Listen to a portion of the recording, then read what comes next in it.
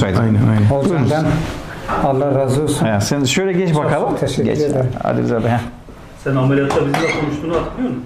Evet. Sen Bir saniye abi. Bilinci açık şekilde şey yaptınız abi. değil mi? Ameliyatını yaptınız. Duruyor hocam önce.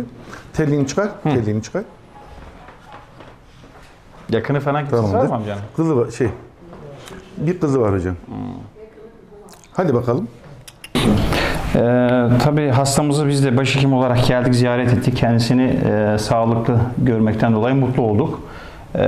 Bu ameliyatın gerçekleştirilmesinde katkısı bulunan Kapdamar ekibimiz, Cengiz Hoca ve ekibine ve anestezideki Nezir Hocam ve ekibine öncelikle teşekkür ediyoruz.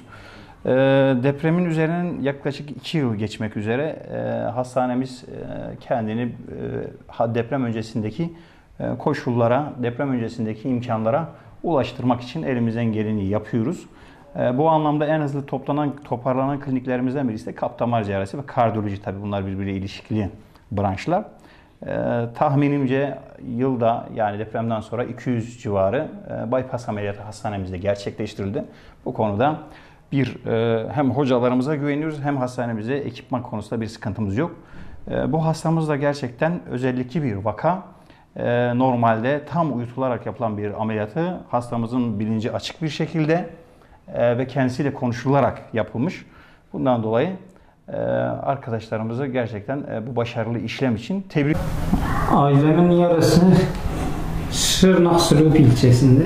Evet. Sen nerede kalacaksın? Ben de K15'te kalıyorum. O dedi ben stent takacağım. Dedi ben yerinde olsam sana ameliyat ettirmem. Stent takarım. Osteal lediyon hiç uygun değil hocam. Evet. Ama takılabiliyor. En de farklı olabilir, görüş farklı olabilir. Evet. Tamam mı? Ben gideyim dediğinde bir seni tavırcayız. Aynen. Sağ ol. Normalde bypass ameliyatlarımız kalbin durdurularak kalbin ve vücudun kalp akciğer makinesi dediğimiz bir makineye bağlanarak yapılan bir ameliyat.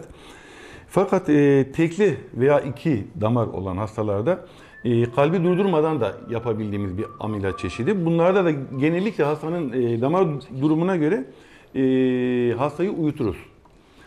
Hasta uyumu açısından. Fakat anesteziyle yaptığımız değerlendirmede tek damar olması ve ledyonun uygun olması sebebiyle hem kalp akciğer makinesini kullanmadık, kalp çalışırken bu bypass'ı yaptık, hem de yüksek torakal anestezi dediğimiz yöntemle, spinal anestezi dediğimiz yöntemle hasta uyanırken hafif sedatize ederek bilinci açık bir şekilde bypass'ımızı gerçekleştirdik ve herhangi ciddi bir sıkıntı yaşamadık.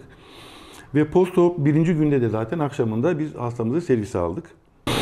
Kalp akciğer makinesine bağlandığı zaman hastada beklenmeyen bazı sıkıntılar meydana gelebiliyor. İşte serebral fonksiyon, beyne pıhtı atabiliyor. Böbrekle ilgili fonksiyon bozuklukları olabiliyor. Mide bağırsak sistemleriyle ilgili problemler olabiliyor. Biz bunların hepsini ekarte etmiş olduk. Bu makineye bağlamadığımız için. Ve hastamız dediğim gibi şu anda gayet rahat. Beni çağırmıştın değil mi hocam? Bypass cerrahileri riskleri yüksek olan ameliyat gruplarından olarak kabul ediliyor ve genelde çoğunlukla genel anestezi altında hastalar uyutularak gerçekleştirilen işlemler. Ancak seçilmiş özellikle hastalarda uyanık şekilde yapılan cerrahilerde mümkün. Daha önce yapılan epiduralle ya da farklı tekniklerle yapılan uyanık hastalar var. Ancak spinal anestezi dediğimiz tek enjeksiyonla, tek bir iğne şeklinde yapılan bir anestezi yöntemiyle yapılan ilk vaka olarak yapılmış bir cerrahi. Şu anki yapmış olduğumuz cerrahi. Bu anlamda da hani özellikle bir iş yapıldı ve başarılı sonuç alındı. Böyle hastalarda, özellikle seçilmiş hastalarda kullanılarak olumlu sonuçlar alınabilir ve bypass cerrahisinin risklerinden kaçınılabilir. Benim doktorumdan Allah razı olsun. Bu Adıyaman'da ilk ve değişik bir ameliyat yaptırdı bana. Beni bayıltmadı, gözü açık. Hem ameliyata bakıyordum, hem de yapıyordu. Gerçekten çok güzel bir başarıydı. Çok büyük bir gururlandım böyle. Hiçbir şey de hissetmiyordum hocam. Hocam, bir baktım ki ben yoğun bakımdayım. Eli çabuk maşallah, çok başarılı bir şekilde geçti. güzel bir ekibiyle böyle konuşarak böyle şaka gırgır bir baktım ki ben çıkardılar. Hiç anlamadım. Sonra dedi ben yoğun bakımda birkaç saat kaldım, hemen beni çıkardılar maşallah. Gerçekten onlarla gurur duyuyorum.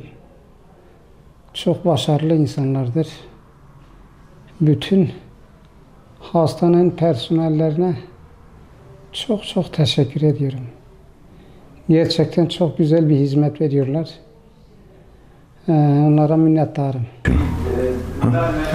Bak güzel oldu.